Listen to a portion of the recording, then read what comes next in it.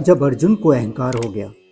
एक बार की बात है, अर्जुन को बड़ा ही अहंकार हो गया कि वही भगवान के सबसे बड़े भक्त हैं। उनकी इस भावना को भगवान कृष्ण ने समझ लिया। अर्जुन का अहंकार तोड़ने के लिए एक दिन भगवान उन्हें अपने साथ घुमाने के लिए गए। भ्रमण करते समय उन दोनों की मुलाकात एक गरीब ब्राह्मण से हुई। उस ब्राह्मण का व्यवहार थोड़ा विचित्र था। वह सूखी घास खा रहा था और उसकी कमर से एक तलवार लटक रही थी। अर्जुन बड़े हैरान हो गए। उन्होंने उस ब्राह्मण से पूछा, हे ब्राह्मण, आप तो अहिंसा के पुजारी हैं।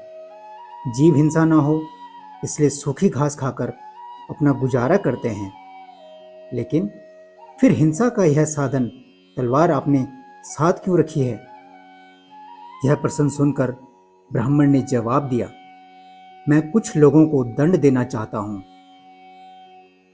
अर्जुन ने उत्सुक होकर फिर प्रश्न किया, हे ब्राह्मण, आपके शत्रु कौन हैं?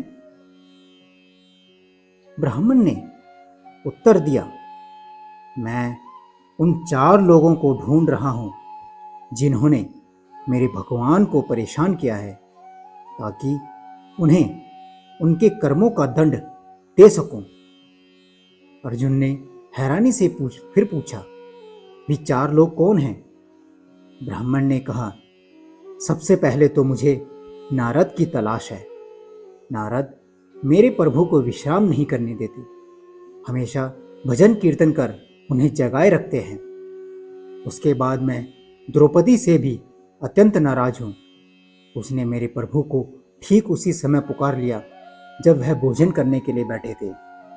उन्हें उसी समय अपना भोजन छोड़कर उठना पड़ा ताकि पांडवों को महर्षि दुर्वासा ऋषि के श्राप से बचा सके। इतना ही नहीं, द्रौपदी ने मेरे आराध्य को झूठा भोजन खिला दिया। अर्जुन ने फिर पूछा, आपका तीसरा शत्रु कौन है? ब्राह्मण ने उत्तर दिया, वह है हृदयहीन प्रहलाद। उस धृष्ट के कारण मेरे भगवान को गर्म तेल के कढ़ाई में प्रवेश करना पड़ा, हाथी के पैरों तले कुचला जाना पड़ा और अंत में खंबे से प्रकट होने के लिए विवश होना पड़ा। और मेरा चौथा शत्रु है अर्जुन। उसका दुस्साहस तो देखिए, उसने तो मेरे भगवान को अपना सारथी ही बना डाला। उसे भगवान की असुविधा का थोड़ा भी ध्यान नहीं रहा। इससे कितना कष्ट हुआ होगा मेरे आराध्य भगवान श्री कृष्ण को। यह सब बताते बताते उस गरीब ब्राह्मण की आंखों से आंसू बहने लगे।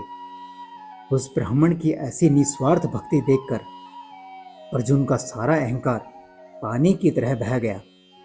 उसने भगवान श्री कृष्ण से क्षमा मांगते हुए कहा, माधव, मेरी आंखें खुल गई। इस जगत में न जाने आपके कैसे कैसे अद्भुत भक्त हैं, मैं तो उनके आगे कुछ भी नहीं हूं। यह सुन भगवान श्री कृष्ण मुस्कुराने लगे। दोस्तों, कभी भी अपनी भक्ति का अहंकार ना करें। भोजन, भजन और भक्ति यह हमें गुप्त रखनी चाहिए। राधे राधे, नारायण नारायण।